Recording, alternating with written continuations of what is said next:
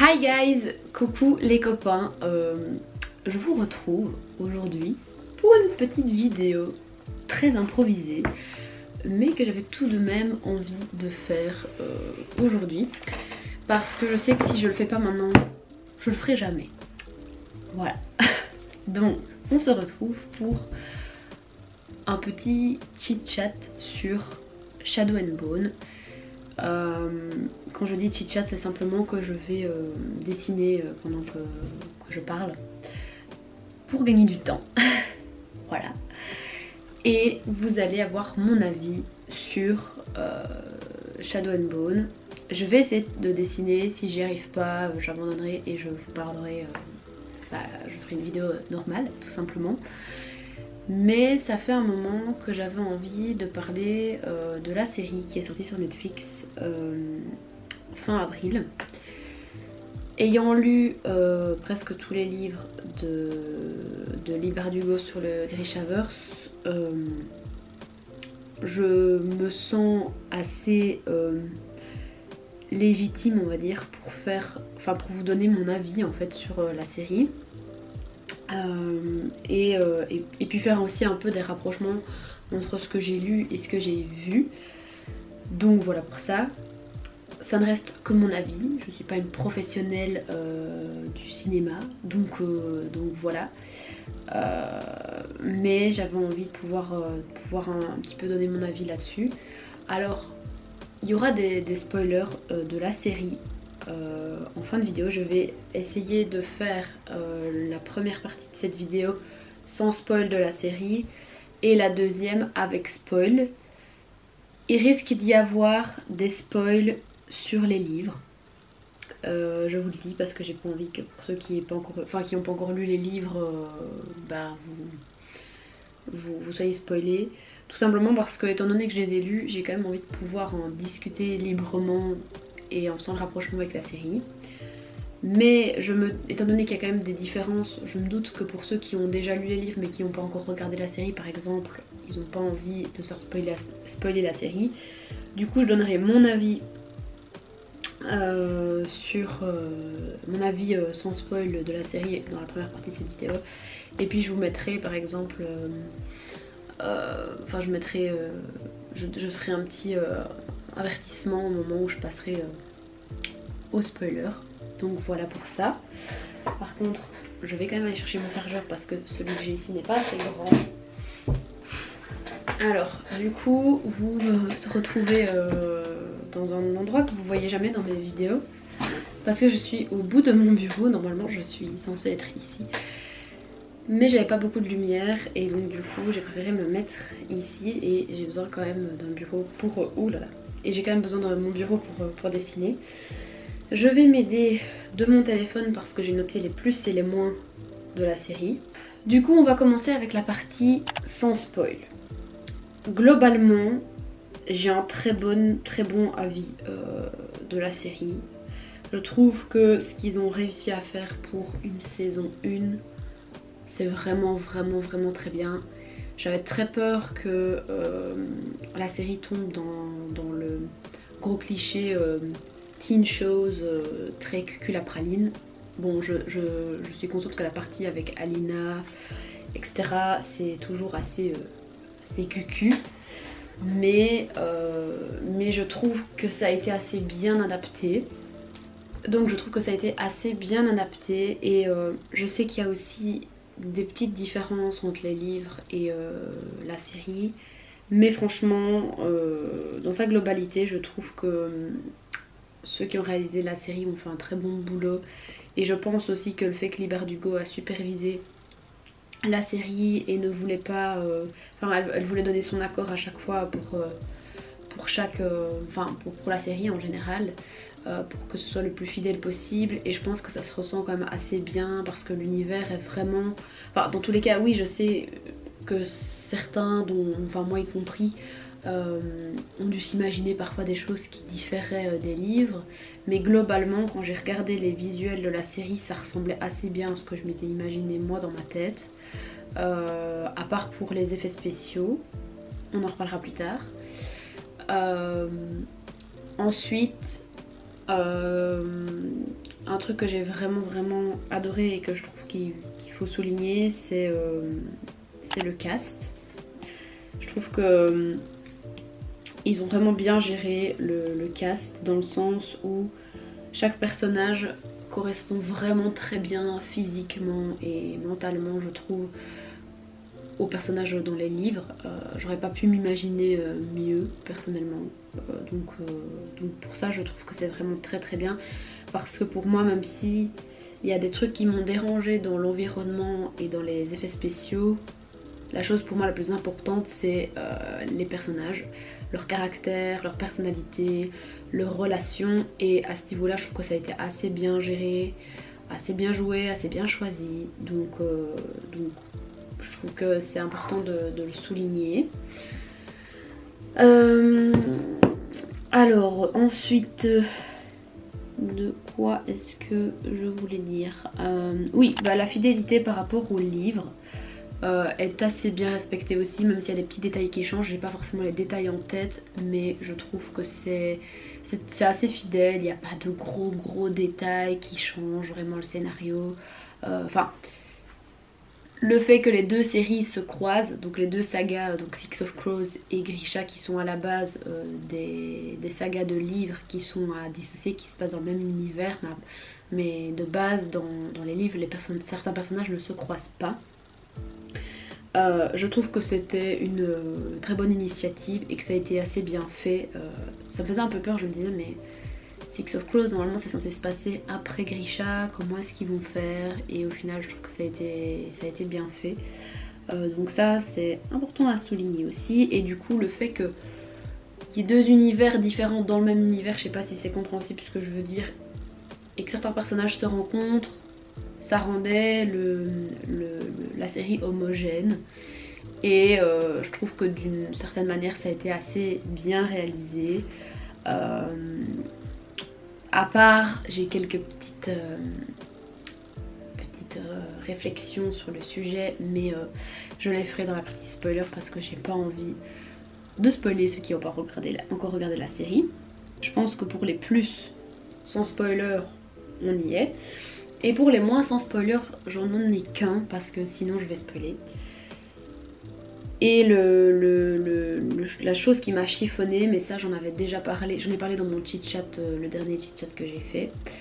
Et j'en avais déjà parlé sur Instagram, j'en avais déjà parlé quand il y avait seulement un trailer de sortie et que la série n'était pas encore sortie, mais les pouvoirs d'Alina, les effets sur les pouvoirs d'Alina m'ont vraiment dérangée. C'est peut-être simplement un avis personnel, parce que je sais pas si c'est... Enfin comment dire, je sais pas si c'était leur intention de faire en sorte que les pouvoirs aient de tels visuels, mais en tout cas moi c'est vraiment pas ce que j'ai kiffé. Je trouvais que les pouvoirs d'Alina étaient très enfin étaient pas du tout assez naturels en fait. Je trouvais que ça faisait trop néon, trop lumière, trop fausse lumière, alors que je m'imaginais vraiment quelque chose de très naturel, la lumière du soleil, un halo de lumière, et du coup je trouve que ça n'amène pas de crédibilité dans la manière dont elle gère ses pouvoirs. Je sais pas trop comment expliquer, mais voilà.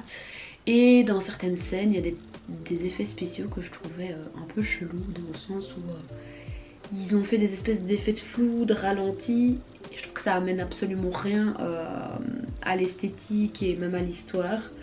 Donc ça, encore une fois, est-ce que c'est un choix personnel? Est-ce que c'est... Voilà, moi c'est simplement... Je vous donne mon avis personnel par rapport à ça. C'est des trucs que j'ai pas kiffé. Après ça n'a pas fait... Enfin ça n'a pas altéré mon avis général qui est quand même assez positif. Mais c'est simplement des choses que si elle n'avait pas été présente, on va dire, ça aurait fait en sorte que j'aime encore plus la série. Voilà. Mais je vous avoue que ça a été une belle surprise à la base, parce que c'était... je crois que cette série, elle était aussi attendue que redoutée par les fans, parce que forcément, voir tout ce qu'on s'est imaginé d'un univers assez bien construit et des personnages qu'on aime, ça fait toujours plaisir et c'est toujours hyper excitant. Mais d'un autre côté, quand quand on est autant attaché à un univers, à des personnages, on a forcément peur que ce soit mal fait, mal adapté et que ça vienne un petit peu détruire l'image assez idéalisée qu'on avait dans notre tête. Donc à ce niveau-là, je trouve que ça a été vraiment bien fait. Maintenant, on va passer plutôt aux choses plus spécifiques qui demandent de spoiler la série. Donc si vous n'avez pas encore vu la série, ne m'écoutez pas. Et il y aura peut-être des spoils des livres, à savoir que j'ai lu, enfin des spoils en tout cas de Shadow and Bone et de Six of Crows. Je ne spoilerai pas King of Scars et Rule of Wolves, déjà parce que Rule of Wolves j'ai toujours pas fini. Et King of Scars, je sais que beaucoup ne l'ont pas encore lu, donc je ne veux pas spoiler là-dessus. De toute façon, ça n'amènera rien de spoiler sur ces deux livres-là. Mais par rapport à Six of Crows et Shadow and Bone, je trouve que c'est intéressant de faire le rapprochement pour la partie spoil de la série. Donc, première chose qui m'a... Je vais faire les plus et les moins. Un peu mélangé parce que voilà, j'ai une liste ici. Première chose que j'ai trouvé un peu bizarre, c'est le fait que le prénom du Darkling, donc du général Kerrigan, pour ceux qui n'ont pas lu les livres et qui ont regardé la série, est révélé de but en blanc directement dans la série. On appelle le général, enfin le Darkling, Alexander, alors qu'à la base dans les livres c'est censé être quand même une grosse révélation. Donc ça j'ai pas trop compris. En fait pourquoi amener le prénom directement dans la série, parce que ça n'amenait pas forcément quelque chose en plus. Donc voilà. Après c'est peut-être un choix des réalisateurs ou je sais pas trop, des scénaristes, même de Lee Bardugo, pour humaniser plus le personnage du Darkling qui est de base sombre. Mais je trouvais que c'était peut-être une petite déception pour les fans. Je parle en tant que personne qui a lu les livres évidemment, donc à ce niveau là je suis peut-être pas forcément objective, mais je tenais quand même à le préciser. Alors ensuite j'ai vraiment beaucoup aimé, enfin non pas beaucoup aimé, j'ai vraiment beaucoup plus aimé le personnage de Mal dans la série par rapport au livre.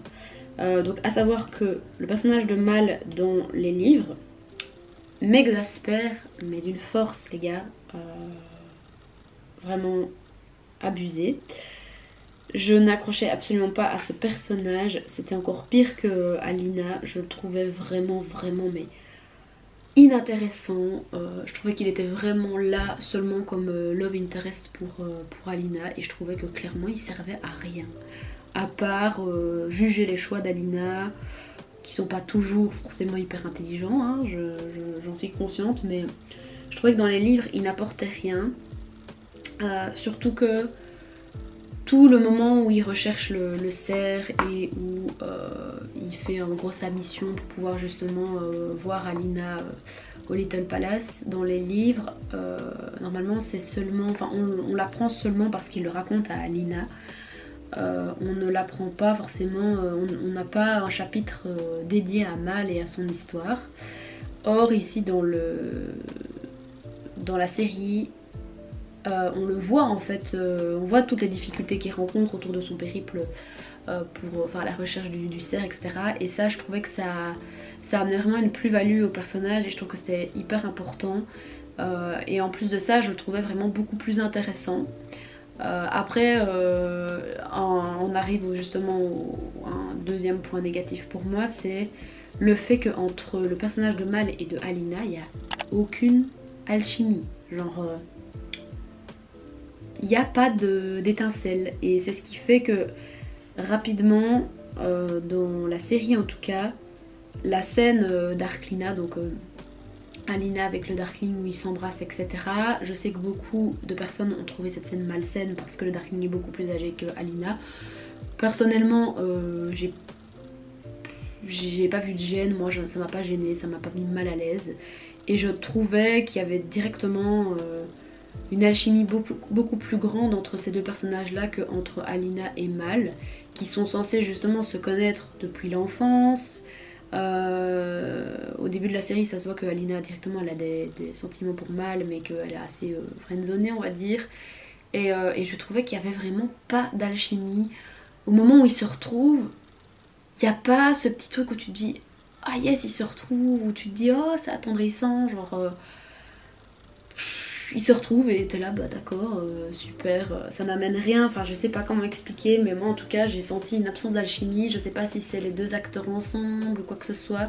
J'espère que s'ils font une saison 2 les deux acteurs auront plus d'alchimie, parce que je trouve que c'est vraiment un truc qui est flagrant et qui manque à la série par rapport au livre. Parce que dans les livres, Alina et Mal ont beau m'énerver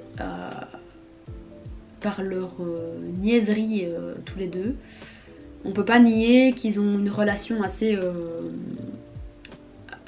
spéciale entre deux, puisqu'ils se connaissent etc, et qu'il y a bien plus que ça. Je ne vais pas, là je vais pas spoiler jusqu'au bout, mais voilà. Et ici là non, zéro. Donc ça pour moi ça a été un gros point négatif, et c'est ce qui fait que de base en plus de ça j'étais plus team Darkling même dans les livres. Mais petite déception à ce niveau là. Alors donc du coup j'ai quand même beaucoup plus préféré, enfin beaucoup plus aimé le personnage de Mal dans la série que dans les livres. Ensuite un personnage que j'ai vraiment adoré, c'est le personnage de Jesper. Je l'appréciais vraiment dans les livres, c'était vraiment un personnage que j'adorais. Mais là dans la série je trouve qu'il se démarque vraiment des autres. Et c'est ce que j'ai adoré. Je trouvais vraiment qu'il avait je sais pas, je trouvais que sa personnalité ressortait plus que celle des autres, et du coup je l'ai encore plus apprécié que dans les livres, et j'ai vraiment adoré chaque scène où il apparaissait. Je sais qu'il y a la scène LGBT avec Jesper enfin qu'il y a la scène de sexe entre Jesper et le garçon d'écurie, je crois que c'est ça. Elle a été critiquée pour son manque de subtilité, et juste pour dire on ajoute une scène LGBT pour ajouter une scène LGBT dans la série. Mais personnellement moi ça m'a pas dérangé. Je sais que certains ça les dérange parce qu'ils ont l'impression que c'est forcé et que c'est pas subtil. Mais connaissant l'autrice et l'importance pour Leigh Bardugo d'ajouter de la diversité dans ses personnages, dans sa série, dans ses livres, bah j'ai pas trouvé ça forcément forcé, et ça m'a pas dérangé. Moi justement voilà, je trouvais que la scène n'était pas forcément des plus intéressantes, mais ça m'a pas dérangé. Ensuite le personnage de Nina, gros plus. Franchement j'étais sceptique quand j'ai vu à quoi elle ressemblait sur les photos, parce que c'était pas forcément comme ça que je me l'imaginais quand j'ai lu les livres. Et je trouvais que sa manière de jouer était mais vraiment très authentique. Donc moi j'ai vraiment aimé ce personnage. Et concernant le personnage de Mathias, c'est un personnage avec lequel j'ai eu assez de mal dans les livres, et enfin que ce soit physiquement, je m'imaginais pas du tout le personnage comme ça par rapport à la série. Et je sais pas si c'est l'acteur ou quoi que ce soit, mais je le trouvais plus attendrissant et attachant dans la série que dans les livres. Après je trouve que les scènes entre Nina et Mathias, même si c'était des scènes où je fangirlais à mort parce que je suis une fan des livres, je trouvais qu'elles n'ont pas été forcément bien amenées dans la série, parce que j'essaie de mettre à la place des gens qui n'ont pas lu les livres. Pour les gens qui les ont lus, on sait à quoi ça va mener le fait de mettre Mathias et Nina ensemble, d'avoir des scènes avant, même la fin de la série, on sait à quoi ça va mener et pourquoi elles sont là. Mais pour quelqu'un qui n'a pas lu les livres, je trouve que ça fait très... qu'est-ce que ça vient faire là quoi. Et du coup, mais pour les gens qui n'ont pas lu les livres, je trouve que ça fait très pourquoi ces scènes sont mises là. Nina et Mathias on les voit pas dans chaque épisode, on les voit même pas un épisode sur deux, donc on se demande pourquoi est-ce qu'ils sont là, on se demande à quoi ça va mener. Et je trouve que du coup la réunion entre les Crows et Nina à la fin de la série est un peu forcée, et je trouve que c'est pas forcément naturel. Donc Voilà, ça c'est mon avis. Moi personnellement, en tant que fan des livres, j'ai vraiment apprécié les scènes où je voyais Nina et Mathias. J'étais là en mode oh mon dieu. Dans Six of Crows, on a droit que à des flashbacks et là on voit vraiment comment ça s'est passé. Donc je trouvais ça vraiment cool. Mais par contre pour les gens qui n'ont pas lu les livres, je trouve que c'est un peu forcé. Après bah, voilà, c'est simplement mon avis. Hein.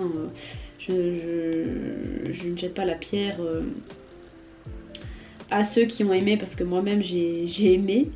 Mais je sais pas, je trouvais que c'était peut-être pas la meilleure manière de l'amener. Je trouve qu'alors ils auraient peut-être dû mieux proportionner leur épisode et faire, bah je sais pas moi, la demi de l'épisode Alina et un quart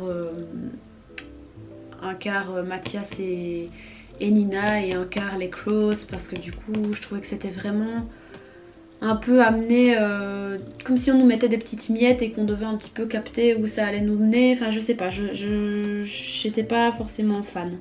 Mais après voilà, encore une fois ce n'est que mon avis. Quelque chose que j'ai vraiment bien aimé, c'est la scène où Alina fugue. Normalement elle se barre simplement et voilà. Et là au final elle va où? Dans le coffre de Jasper, Inej et Kaz. Et ça j'ai trouvé ça, je trouvais que c'était vraiment bien amené pour le coup. Parce que bah, de base pour ceux qui n'ont pas lu les livres c'est quand même drôle. Et pour ceux qui ont lu les livres c'est encore plus drôle parce que on se dit mais what, ils sont pas du tout censés se rencontrer dans les livres et là d'un coup ils se rencontrent. Et en plus de ça Alina, ça c'est un gros coup de hasard. Et c'est un coup de génie, je trouve que la scène était vraiment bien amenée et ça m'a fait assez rire. Donc ça j'ai vraiment trouvé ça super cool. Et le fait que Inej puisse voir Alina en chair et en os, ça je trouve vraiment que c'est une belle initiative. Et du coup on le voit sur les expressions du visage de Inej joué par Amita Suman du coup. Ça rend le personnage encore plus attendrissant que ce qu'elle n'est déjà, parce qu'à chaque fois qu'elle voit Alina elle est émerveillée en fait. Et du coup ça je trouvais que ça ajoutait vraiment plus à la série par rapport au livre du coup.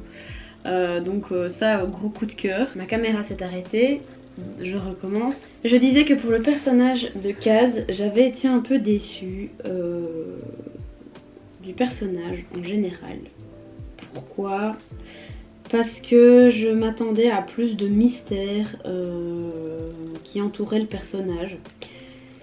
Je vous avoue, comment l'amener, ça je sais pas trop, mais je m'attendais à ce que le personnage soit vraiment plus captivant. J'ai pas forcément l'impression que ce soit à cause du jeu d'acteur de... je ne sais plus comment il s'appelle. Mais... enfin de l'acteur qui joue Kaz du coup. Mais je sais pas, il m'a manqué un truc pour que je me dise waouh, c'est Kaz Breaker. Alors un truc que j'avais pas pensé au moment où je me suis dit ça et que j'ai vu sur Instagram dans des captures de tweets et qui m'a fait un petit peu relativiser à ce niveau là, c'est le fait que le Kaz que l'on voit dans la série n'est pas le Kaz que l'on voit dans Six of Crows, parce que dans Six of Crows, Kaz a beaucoup d'expérience dans tout ce qui s'est passé à Ketterdam, il a beaucoup d'expérience en tant que bandit, on va dire, et du coup ça a renforcé son caractère, etc. etc. Mais il n'empêche que il m'a quand même manqué un petit truc. Alors c'est vrai que du coup, le Kaz qu'on voit dans la série n'est pas encore au point du Kaz dans les livres. Il n'est pas encore aussi sombre, il n'est pas encore aussi... c'est pas intelligent, mais au niveau des plans qu'il établit, etc. Il n'est pas encore aussi stratégique. Mais il m'a manqué ce petit truc où je me disais, waouh, c'est les débuts de Kaz Breaker. Et par exemple, le moment où il se fait un peu secouer par Pekka Rollins dans le premier épisode... bah ça j'ai pas trouvé ça hyper crédible parce que normalement Kaz, enfin je suis certaine que même si c'est l'ancien Kaz on va dire, bah je me serais quand même imaginé qu'il se serait jamais laissé marcher sur les pieds à ce point-là. Après voilà, hein, il n'est pas encore aussi expérimenté que dans les livres, je sais bien, mais je sais pas, je m'attendais à quelque chose de plus au niveau du personnage de Kaz et j'étais un peu déçue à ce niveau-là. Mais du coup j'ai été un peu déçue du personnage. Après, ça me donne encore plus hâte de voir l'évolution du personnage au niveau de l'acting et au niveau de la série. Parce que je sais que s'il y a des saisons suivantes, et je suis certaine qu'il y en aura, vu le succès de la série quand même pour le moment, j'ai hâte de voir comment Kaz Brekker évoluera et deviendra vraiment comme dans les livres de Six of Crows. Mais là je le trouvais un peu fade en fait. C'est un peu le mot. Je le trouvais pas assez mystérieux, il n'y avait pas assez de mystère autour de son personnage, alors que normalement si. Limite il y avait plus de mystère autour de Jasper qu'autour de Kaz. Et ça je trouve pas ça forcément normal. Parce que normalement Kaz est censé être un personnage vraiment très énigmatique. Et là, je sais pas. Très très bizarre. Donc voilà, petite déception pour Kaz. Mais encore une fois je sais que... tout ce qu'on a vu des Crows dans la série, c'est censé être un préquel de Six of Crows et donc du coup les personnages ne sont pas encore aussi évolués que dans les livres. Je le sais, mais voilà. Et puis ensuite, un truc aussi ça qui n'est pas du tout spoil, donc j'aurais pu la mettre dans la partie 1, mais j'y ai pas pensé à ce moment-là. C'est que pour les gens qui n'ont pas lu les livres, je pense qu'il y a des choses qui peuvent être vraiment compliquées à comprendre. Par exemple, les tribus, les pays qui constituent l'univers du Grishaverse, donc Shuan, Fjerda, Ketterdam et Ravka. On n'a même pas vraiment de carte ou quoi que ce soit, donc on ne sait pas trop. Je sais que il y a certaines personnes, certains de mes amis à qui j'ai fait regarder la série et ils comprenaient pas trop pourquoi on pouvait pas contourner le fold et du coup je leur expliquais qu'en fait il y avait Shuan d'un côté qui faisait des expériences sur les Grisha et puis de l'autre côté c'était Fjerda qui était des chasseurs de Grisha, donc ils étaient obligés de passer par le fold pour pas se faire buter en gros par des personnes mal intentionnées, enfin deux pays qui sont mal intentionnés envers les Grisha.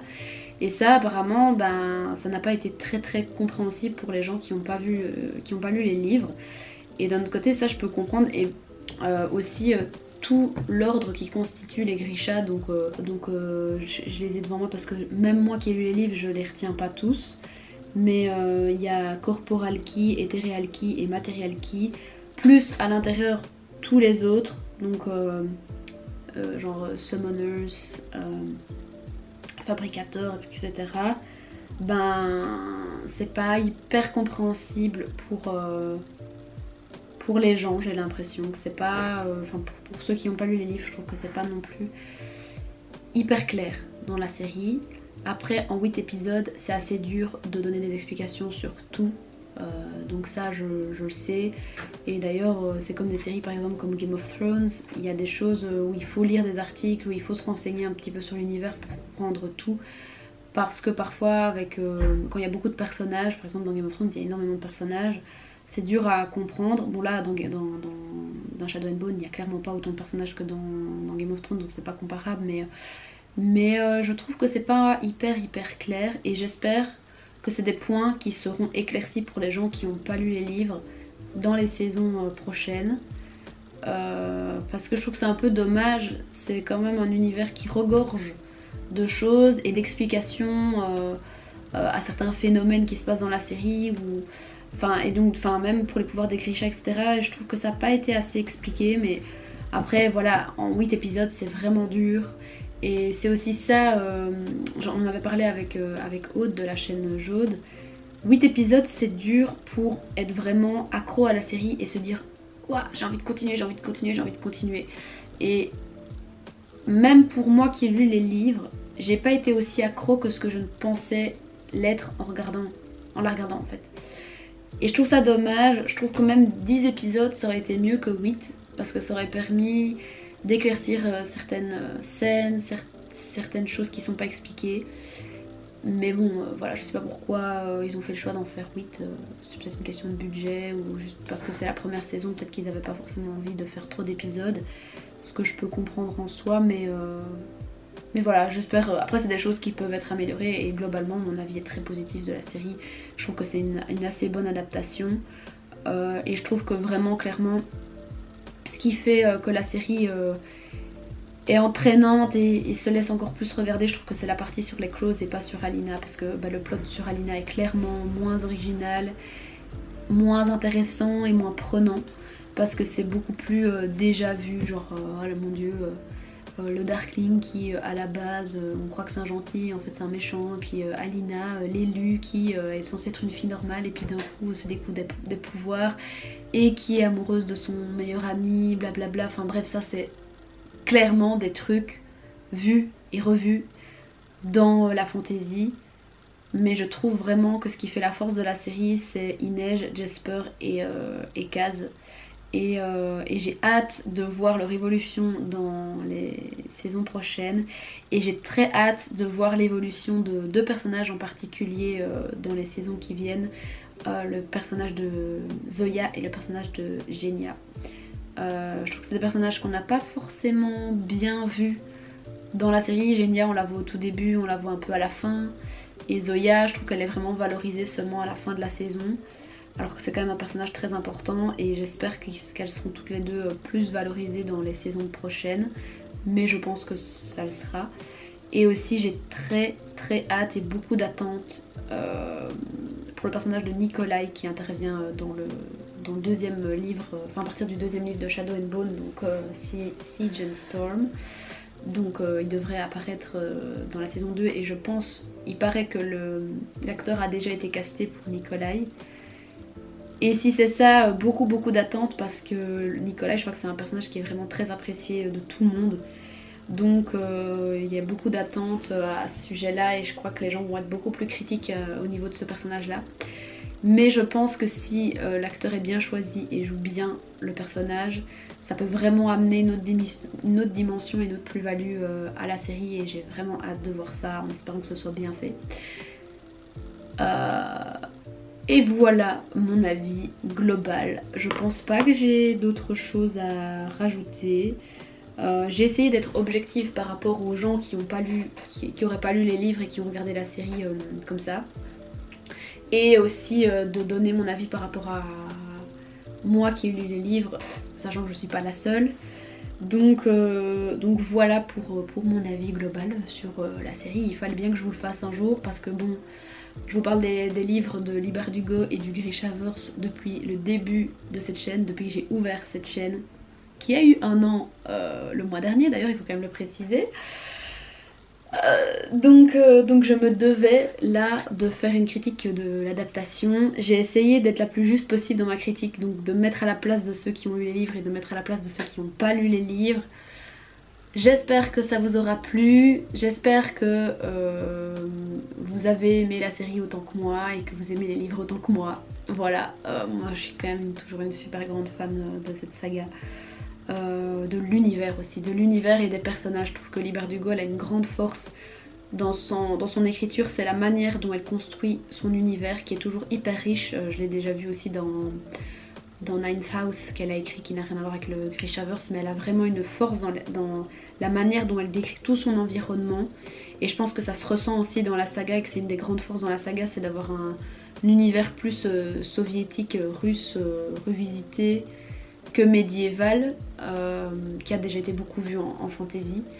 Et la deuxième force pour moi de Lee Bardugo, c'est ces personnages qui sont toujours très aboutis, qui ont toujours une personnalité et du coup ça fait, comment expliquer, ils ont toujours des traits de caractère qui sont assez bien diversifiés et c'est comme ça qu'on arrive à se mettre à la place des personnages et à ressentir de l'empathie pour eux, même pour les personnages qui agissent pas toujours de la bonne manière.